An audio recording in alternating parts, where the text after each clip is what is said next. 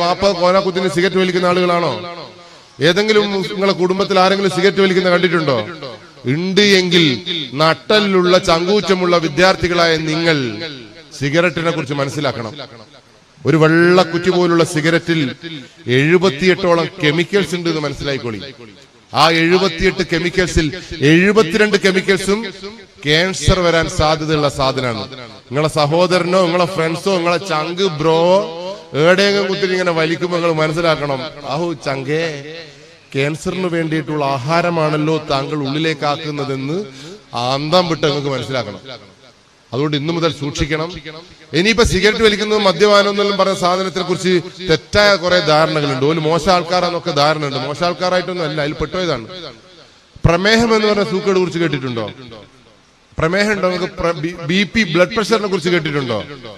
എന്നാ BP-ക്കും പ്രമേഹത്തിനും ഒന്നും ഈ മരുന്നില്ല കൃത്യമായിട്ട്. മരുന്നിങ്ങനെ കുടിച്ചാൽ ക്യാൻസറിന് മരുന്നില്ല.